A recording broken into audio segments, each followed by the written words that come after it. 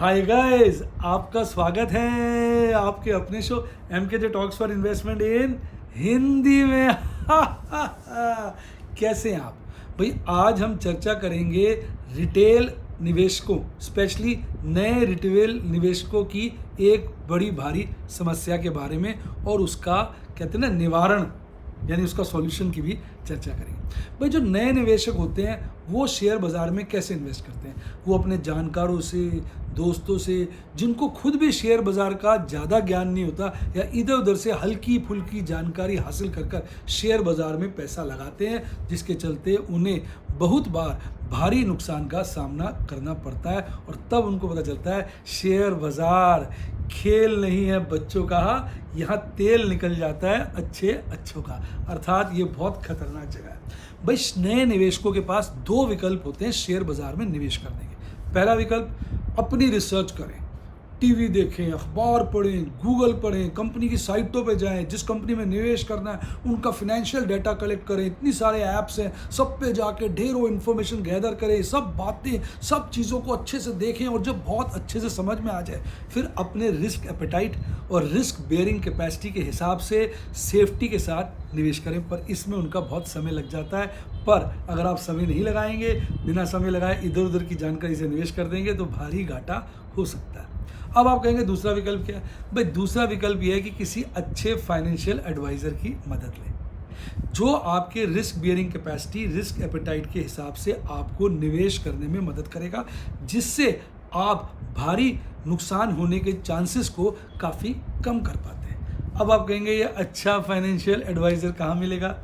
मोतीलाल ओसवाल है ना भाई। मोतीलाल ओसवाल पर जब आप अपना डीमैट और ट्रेडिंग अकाउंट खुलवाते हैं तो आपको मिलता है एक फाइनेंशियल एडवाइज़र जो आपको हेल्प करता है आपके risk bearing capacity, risk appetite के हिसाब से निवेश करने में। तो मोतीलाल ओसवाल पे आप अपना डीमैट अकाउंट खुलवाकर फाइनेंशियल एडवाइज़र की सुविधा भी ले सकते हैं। अब जब भी आप शेयर बाज़ार में निवेश या ट्रेडिंग करना चाहते हैं तो आपको चाहिए डीमैट अकाउंट। चिंता की बात नहीं, क्यों? मोतीलाल ओसवाल है ना भाई, इनको जो है 30 साल से ज़्यादा का एक्सपीरियंस है और इनके 50 लाख कस्टमर हैं। यहाँ आप अपना डीमैट अकाउंट बिल्कुल फ्री खुलवा सकते हैं और मज़ेदार बात, पहले ईयर का एनुअल मेंटेनेंस चार्ज भी फ्री है। इसके अलावा ब्रोकरेज केवल 20 रुपये पर ऑर्डर है। अब आप कहेंगे डीमैट अकाउंट कैसे खुलवाएं? पर डीमैट अकाउंट खुलवाने के लिए 3 चीज़ें चाहिए, आधार कार्ड, पैन कार्ड और अपना बैंक स्टेटमेंट। आप मोतीलाल ओसवाल पर अपना ट्रेडिंग डीमैट अकाउंट चुटकियों में खुलवा सकते हैं और ट्रेडिंग शुरू कर सकते हैं। और जब आप अपना अकाउंट खुलवा लेंगे तो आपको डेली रिकमेंडेशंस मिलेंगी अपने मोबाइल पर, वो भी बिल्कुल फ्री। भाई इसके अलावा जब आप मोतीलाल ओसवाल पर अपना डीमैट अकाउंट खुलवाते हैं तो आपको मिलता है वेलकम बास्केट, जिसकी मदद से आप इनके AI आर्टिफिशियल टूल का इस्तेमाल कर सकते हैं और यहाँ आपको ब्रोकरेज का रिवर्सल भी मिलता है। भाई यह प्लेटफॉर्म काफ़ी सेफ और सिक्योर है और आप अपने मोबाइल से ही मज़े से इन्वेस्ट कर सकते हैं। अब आप कहेंगे भाई अकाउंट कैसे खुलवाएं? तो भाई लिंक डिस्क्रिप्शन बॉक्स में, लिंक से ऐप डाउनलोड कीजिए, अपना नाम, मोबाइल और सिटी लिखिए और चुटकियों में आपका डीमैट अकाउंट खुल जाएगा।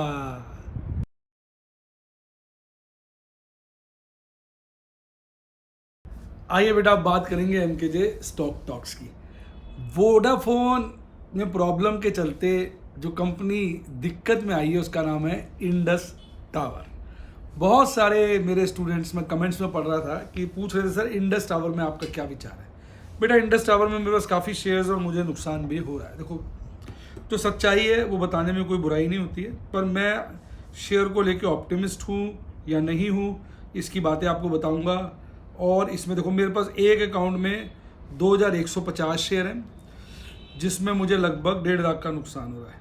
मेरी 205 की खरीद आती है, ठीक है ना। बढ़िया शेयर चल रहा था, दिक्कत आ गई, कुछ शेयर बहुत भाग जाते हैं, कुछ मरेंगे भी तो सही।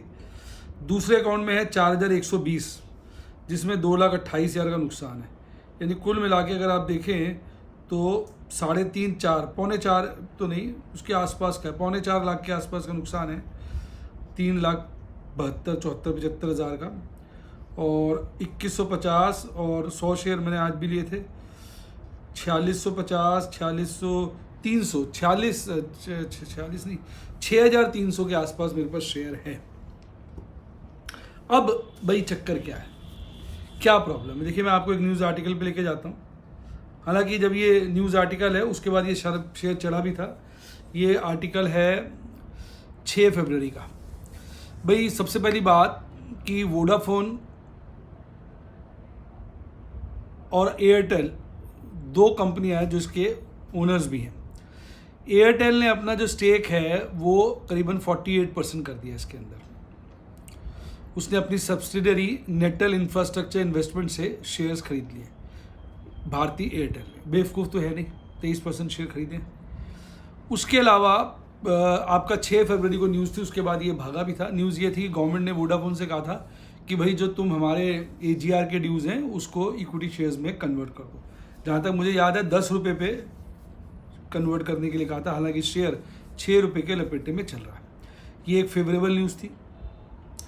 परंतु इंडस टावर ने जो एक कंसोलिडेटेड लॉस 708 करोड़ का रिपोर्ट किया दिसंबर 23 के क्वार्टर का, और उसमें मेन कारण उसने बताया कि भाई हमने जो है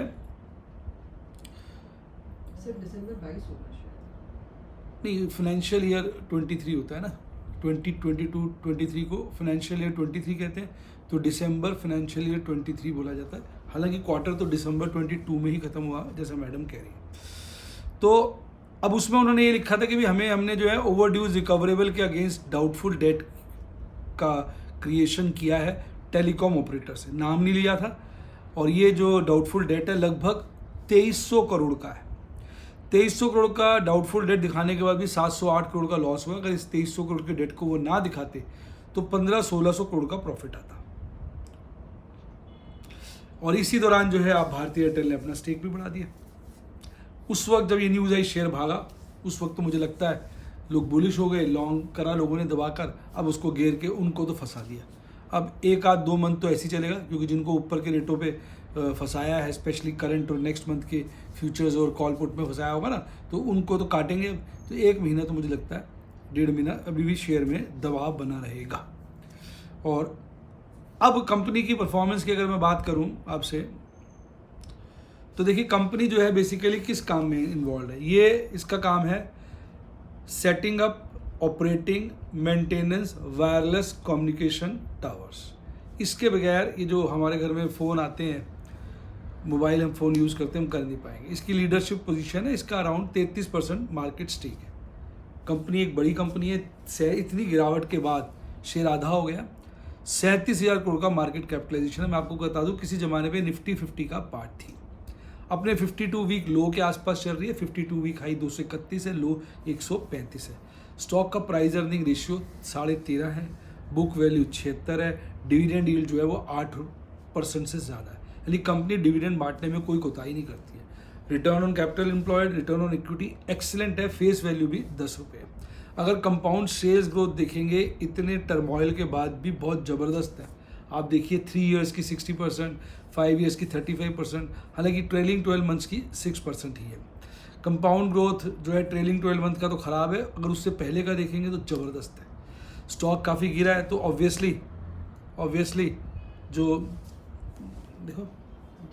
ऑब्वियसली जो CAGR है वो नेगेटिव आएगी। रिटर्न ऑन इक्विटी इन सब के बावजूद भी एक्सेलेंट है, और लास्ट ईयर की मैक्सिमम है 32%। कंपनी का शेयर होल्डिंग पैटर्न देखिए, प्रोमोटर्स के पास लगभग 70% शेयर्स हैं। FIs के पास लगभग 26.5% शेयर्स हैं। DIs के पास लगभग 2.25-3% शेयर्स है। पब्लिक के पास तो नाम मात्र शेयर है 1.5%। यानी ये एक अजीब तरह की कंपनी है जिसमें पब्लिक होल्डिंग बहुत कम है। हालांकि पीछे ये 0.8% थी, धीरे बढ़ते ये 1.59 का पीक बनाया। अब लोग उकता गए हैं, परेशान हो गए, लोगों ने काटे हैं। 1.5 के आसपास पब्लिक होल्डिंग आ गई। अब जिस तरह की इस वक्त गिरावट देखने को मिली है, नेक्स्ट क्वार्टर में हो सकता है हम देखें पब्लिक होल्डिंग और कम आ गई है। क्यों? लोग थक जाते हैं, परेशान हो जाते हैं, स्टॉप लॉस ट्रिगर कर जाते हैं, लोग निकल जाते हैं। पर आप देखिए पब्लिक होल्डिंग बहुत कम है। अब प्रॉफिट एंड लॉस स्टेटमेंट देखिए आप, सेल्स तो भाग रही है। मार्च 2021-2022 को कंपेयर करेंगे तो डबल हो गई थी।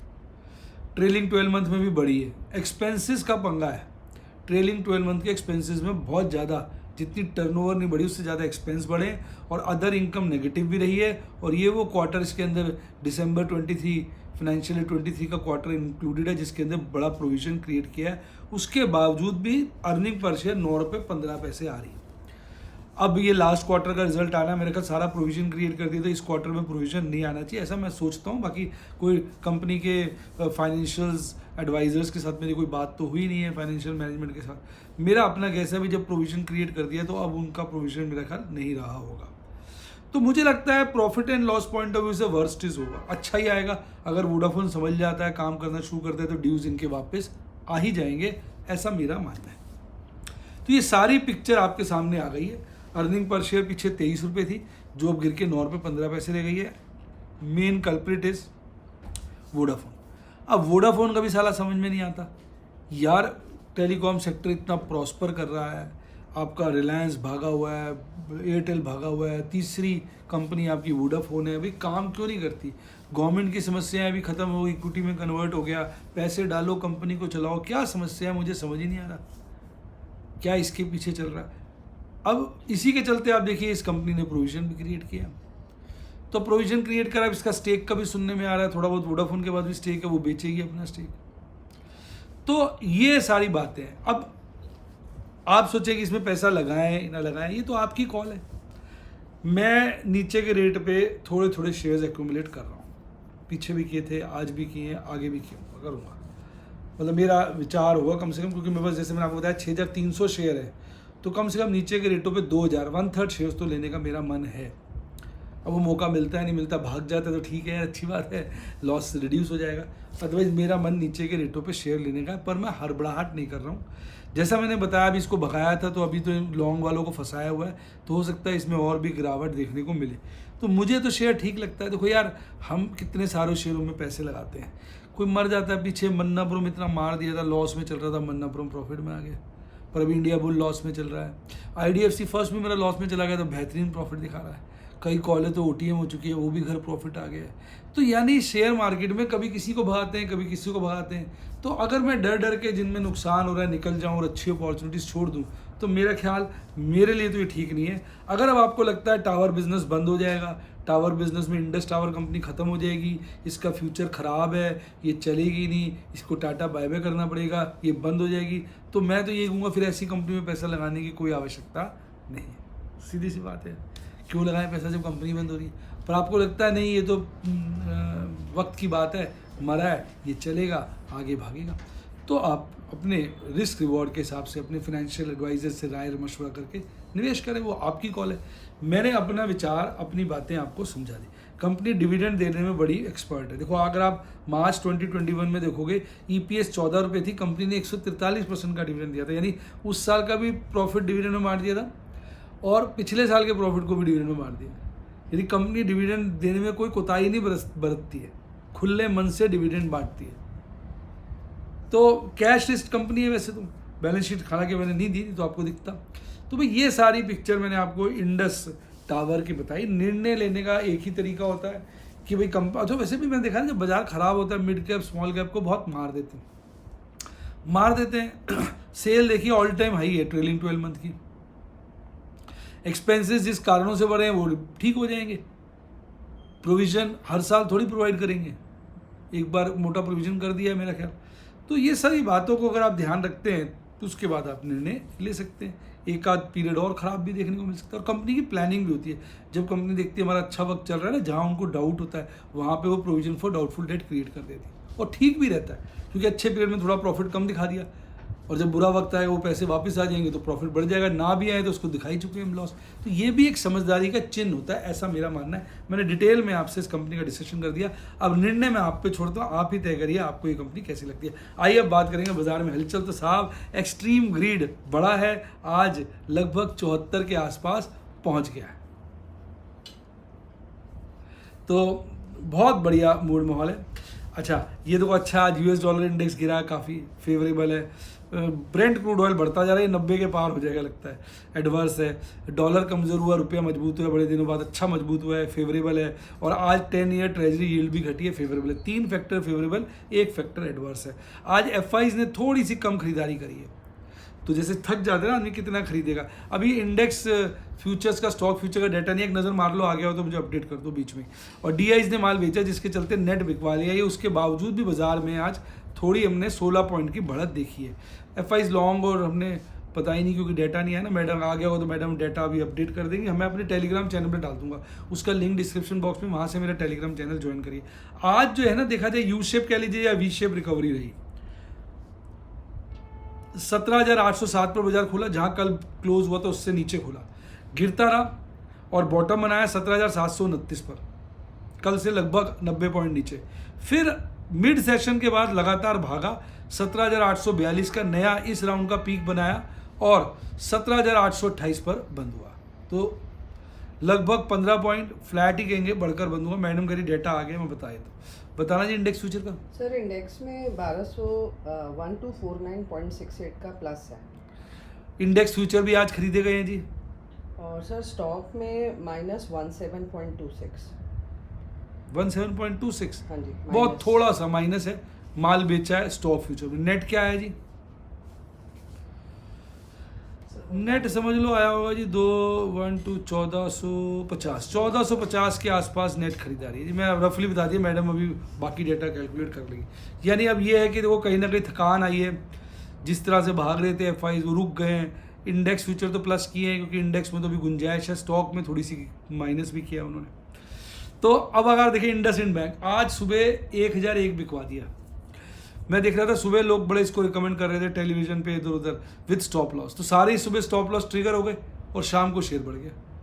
अब कहने को तो हम कहेंगे कि भाई जिसने बोला इसको खरीदने को अच्छे बोला, ये तो बढ़ गया आज काफ़ी। लेकिन यार स्टॉप लॉस के साथ अगर आप ट्रेड करोगे तो स्टॉप लॉस तो ट्रिगर हो ही गया था ना। मान लो किसी ने कहा भाई 1070 पे खरीद लो, 1050 का 60 का स्टॉप लॉस लगा दो और ये हो जाएगा आपका 1100।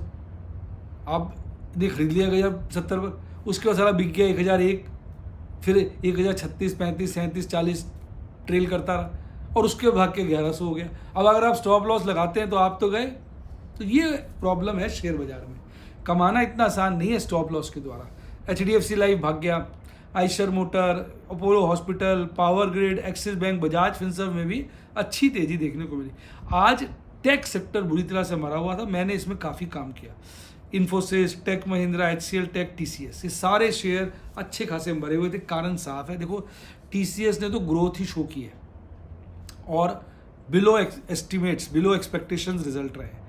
इन्फोसिस की तो नेगेटिव रिजल्ट रहे हैं, मैं कल इसकी भी चर्चा करूँगा। नेगेटिव रिजल्ट रहे हैं, ग्रोथ जो है गिरी है। तो अब चलते हुए एक बारी को तो IT सेक्टर थोड़ा ख़राब हो गया। मेरे को तो ये मौका लगता है भाई साहब, और मैं तो मौके पे चौका लगाने की कोशिश करता ही। NTPC, BPCL, सन फार्मा और शेयर थे जिनमें गिरावट देखने को मिली। देखिए अब जहाँ तक यार कैंडल स्टिक चार्ट पे बाजार बहुत गर्म। आज मैंने 2 चार्ट लेके आया हूँ आपके लिए।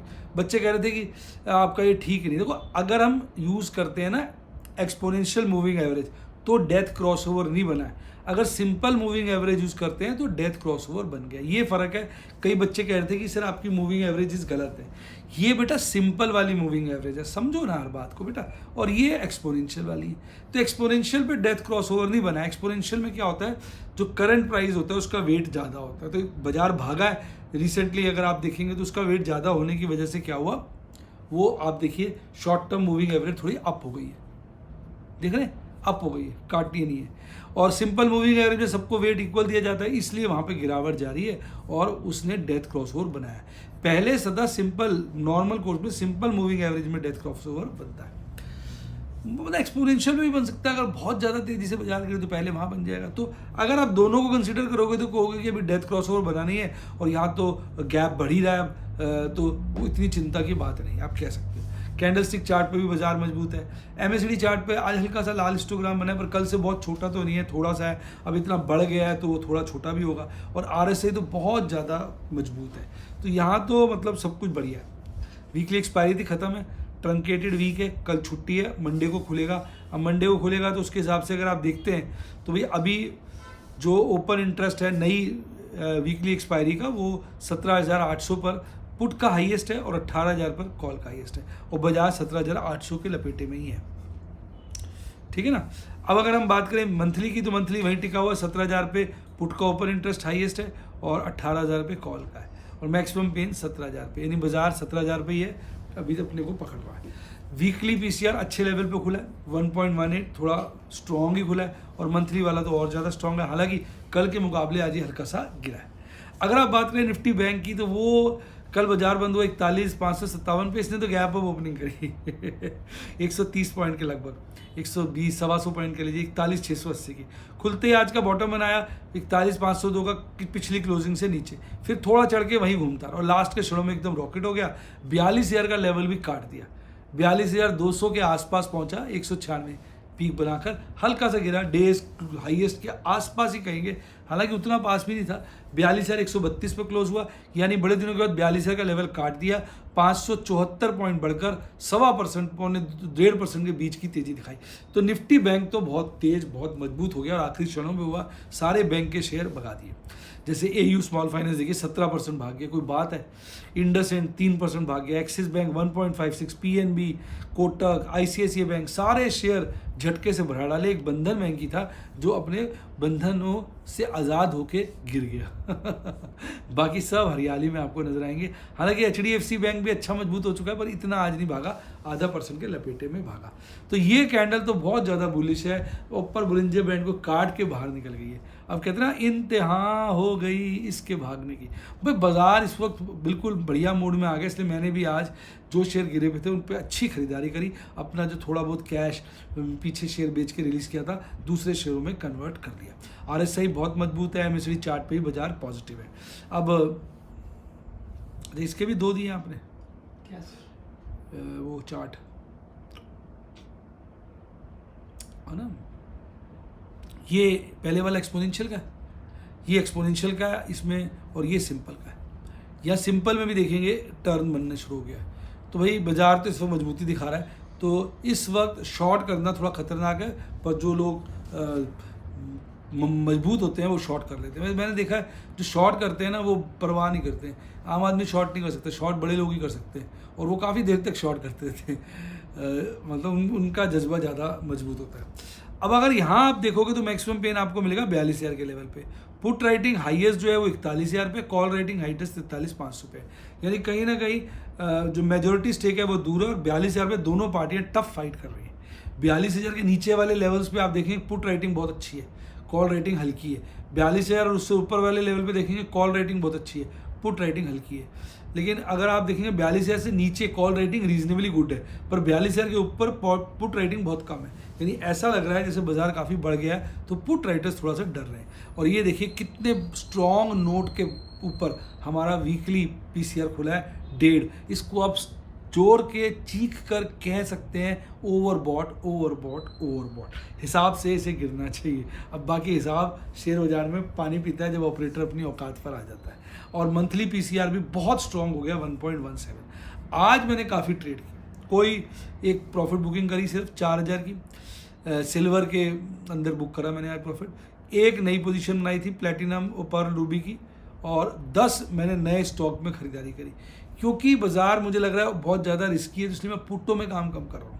एक मैंने पुट आज बेची, क्योंकि खतरा क्या होता है ना, ऊपर के रेट पे पुट बेच दो, साली इंदमन नहीं होने का डर बनाया था। तो मैंने कहा थोड़े थोड़े शेयर ले लो, अगर बाजार गिर गया तो अच्छी बात है, नीचे के रेट में पुट बेचेंगे प्रीमियम ज़्यादा मिलेगा, और बाजार चढ़ गया तो जो शेयर खरीदे हैं वो बढ़ जाएंगे, तो दोनों तरफ से फ़ायदा है। एक मैंने स्क्वायर ऑफ किया, 4,000 का मैंने प्रॉफिट कमाया। आपके पास सारी पिक्चर क्लियर है। प्रॉफिट किसमें कमाया, सिल्वर बीज मेरे पास पड़े थे 1900, 450 मैंने बेचे, प्रभु के आशीर्वाद से, प्रभु की कृपा से, आपकी शुभकामनाओं से इसमें अच्छा मुनाफा कमा लिया। लगभग एक बीज के ऊपर मैंने 8 रुपये 25 पैसे कमाए। तो 8 रुपये 25 पैसे को मल्टीप्लाई कर दो 450 से, तो कितना आया था 38। मैडम ने राउंड में 4,000 कर दिया है ना, तो लगभग 4,000 का प्रॉफिट हुआ। तो साहब ये थी सारी कहानी। अपन तो सेफ हैं, बाज़ार में हर माहौल में कहीं ना कहीं कुछ कमा लेते हैं और नई पोजीशनें बना लेते हैं। बाज़ार चेंज होता है, नई पोजीशनें बनाई होती है, उसमें मुनाफा होता है, निकल जाते हैं। इस बार कई सारी कॉलें इंदा मनी होंगी, हो सकता है इस महीने में मैं रिकॉर्ड प्रॉफिट कमाऊं, क्योंकि जब मेरी कॉलेज इंदा मनी होंगी तो मैं अच्छे से डिलीवरियाँ उनकी दूंगा। हल्का सा बता देता हूँ, MGL की होती नज़र आ रही है, IGL की होती नज़र आ रही है, LNT की होती नज़र आ रही है, 2 टाटा मोटर की होते हुए नजर आ रही है। अब 6-6 7-7 कॉलेज इन द मनी हो जाएंगी। स्टॉक सस्ते रेट पे खरीदें, जब बिकेंगे अच्छे रेट पर, प्रभु के आशीर्वाद से, प्रभु की कृपा से, आपकी शुभकामनाओं से नोट तो छपेंगे। और भी मैं भूल जाऊँगा, LNT भी हो सकती है, हालांकि हो नहीं रही है अभी। तो ऐसे बहुत सारे शेयर हैं जिनकी कॉलेज इन द मनी होती नजर आएंगी। इसलिए इस वक्त मैं रुक गया हूँ, शेयर नहीं बेच रहा हूँ। गेल भी होता नजर आ रहा है, गेल बोला था मैं, हाँ गेल भी हो रहा है।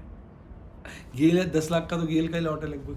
तो भाई ठीक है ना, प्रभु का आशीर्वाद बरस रहा है, प्रभु की कृपा बरस रही है, और क्या चाहिए बताओ। तो ये सब कहानी मैंने आपको जो थी बता दी। और अगर आप भी मेरे लाइव डेमो देखना चाहें, व्हाट्सएप के स्टूडेंट बने 7011-323-077 या 7011-323-077, डिस्क्रिप्शन बॉक्स में भी दिया हुआ है। इसके अलावा मेरी आप यूट्यूब पर स्टूडेंट बन सकते हैं मेंबरशिप सेक्शन में जाकर। तो उम्मीद करता हूँ वीडियो का मजा आया होगा। इसी के साथ साथ bye, God bless you, happy investing, और आप स्टॉक मार्केट के बेताज बादशाह बने।